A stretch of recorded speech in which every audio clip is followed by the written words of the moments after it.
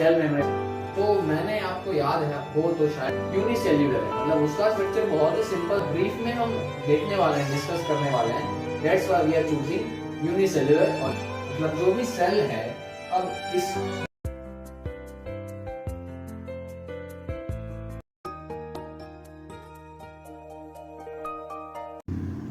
Hello friends, welcome to the new video of our continued chapter Cell, its structure and functions. So today's video is our today's chapter. क्या बोला मैं? आज का video जो है वो हमारा जो चैप्टर का नाम है cell, its structure and functions, उसी के ऊपर है। देखो टॉपिक का नाम भी वही है, cell structure and functions. Okay, मतलब सेल के स्ट्रक्चर को हम अब एनालाइज करना शुरू करेंगे और उसके अंदर जो जो चीजें होंगी उन सब का इंडिविजुअल फंक्शन देखेंगे।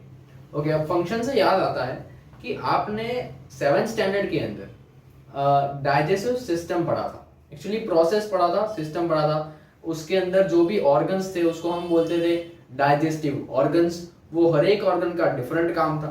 ओके, वैसे ही प्लांट्स के अंदर भी होता है कि रूट्स हैं, लीव्स के अंदर फोटोसिंथेसिस होता है, रूट्स के अंदर से मिनरल्स एंड वाटर एब्जॉर्ब होते हैं, स्टेम प्लांट को सीधा खड़ा करने का काम करता है। Every little organ have a different work to do. Okay, same as in our body, same as in plants, trees, animals, birds, everything. Okay, so ऐसा ही कुछ है हमारे सारे सेल्स के अंदर भी, हमारे इन द सेंस सारे। ओके, सारे सेल्स के अंदर जितने भी कंपोनेंट्स होते हैं वो सबका डिफरेंट काम है। ओके, और वो हम देखने वाले हैं।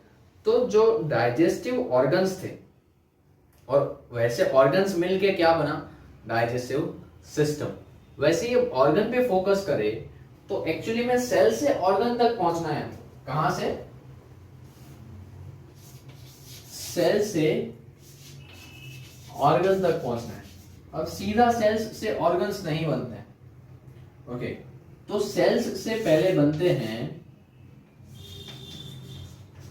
Tissues. Okay, this word is important. Cell से क्या बनता है? Tissues. What is tissues? Tissues is nothing but group of similar kind of sales.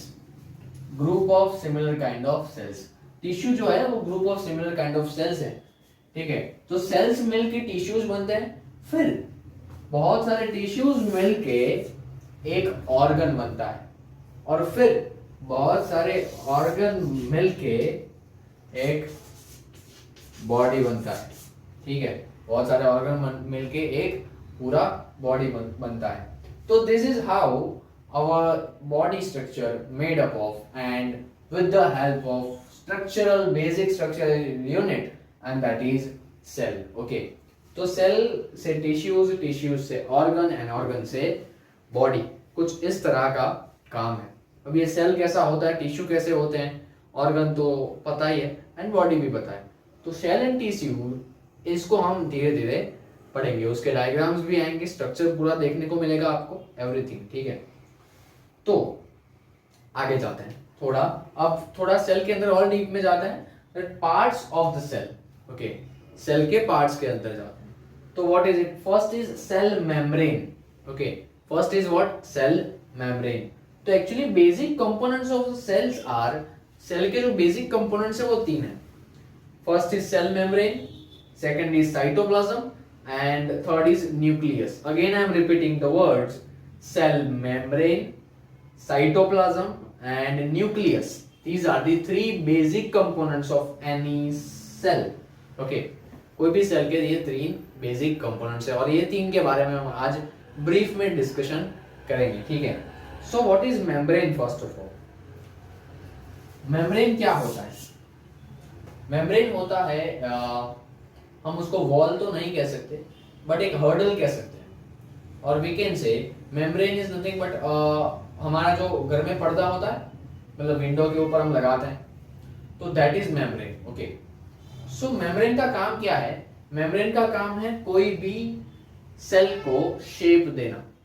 Okay, cell का जो शेप है वो मेम्ब्रेन से डिसाइड होता है। ओके, तो मेम्ब्रेन का काम क्या हो गया, सेल को शेप में रखना, शेप देना। दूसरा काम उसका ये है कि वो सेल्स को दूसरे सेल से सेपरेट करते हैं, दूसरे सेल से भी बोल सकते हो और उसके सराउंडिंग से भी बोल सकते हो। तो सेल को सेपरेट करने का काम, मतलब सेपरेट दिखाने का, और कुछ नहीं, ठीक है। तो वो काम कौन करता है, सेल मेम्ब्रेन करते हैं। अब इसको वॉल इसीलिए नहीं बोल सकते क्योंकि ये इतना वॉल जैसा हार्ड नहीं है, इसको आप आराम से तोड़ सकते हो। ओके, वो इट्स काइंड ऑफ अ पर्दा, ठीक है, एक पर्दा है सिंपल सा, और मेम्ब्रेन का मीनिंग ही वही होता है एक्चुअली। तो सेल के अराउंड में एक मेम्ब्रेन है जिसको बोला जाता है सेल मेम्ब्रेन। उसका काम क्या है, इधर मैंने लिखा हुआ है, देखो। Cell membrane separates cell from one another and also from the surrounding। सबको अलग दिखाना, अलग करना, सराउंडिंग से अलग रखना सेल को, that is the work of cell membrane. मतलब सेल मेम्ब्रेन का ये फंक्शन हो गया, इसका काम हो गया। ओके, और सेल मेम्ब्रेन को बोला जाता है प्लाज्मा मेम्ब्रेन। सेल मेम्ब्रेन का दूसरा नाम क्या है, प्लाज्मा मेम्ब्रेन। तो ये याद रखना आप लोग। ओके, उसके बाद सेल मेम्ब्रेन के अंदर क्या होता है। सेल मेम्ब्रेन पर्दा तो है, पर किस चीज के लिए पर्दा है, वो किस चीज को अपने अंदर स्टोर करके रखता है। तो बाकी के जो दोनों पार्ट्स हैं, basic parts that are cytoplasm and nucleus, तो cytoplasm and nucleus are protected in the cell membrane. Cell की जो सेल मेम्ब्रेन होती है उसके अंदर साइटोप्लाज्म एंड न्यूक्लियस प्रोटेक्टेड होते हैं। Okay, now what is this cytoplasm and nucleus. तो मैंने आपको याद हो तो शायद मैंने अमीबा का एक डायग्राम ड्रॉ किया था, वो मैं फिर से ड्रॉ कर रहा हूँ। ओके, क्योंकि वो इस चीज को समझने के लिए थोड़ा इंपॉर्टेंट है। और अमीबा हम क्यों ले रहे हैं, हम इसलिए ले रहे हैं क्योंकि वो यूनिसेल्यूलर है, मतलब उसका स्ट्रक्चर बहुत ही सिंपल सा होने वाला है। आगे हम मल्टी सेल्यूलर के सेल्स को भी एनालिसिस करेंगे, फॉर ये थोड़ा ब्रीफ में हम देखने वाले हैं, डिस्कस करने वाले हैं। That's why we are choosing unicellular organism. तो अमीबा इज काइंड ऑफ इस टाइप का होता है उसका शेप। एक्चुअली कोई शेप नहीं है, आप कभी भी कैसे भी ड्रॉ कर सकते हो, ठीक है।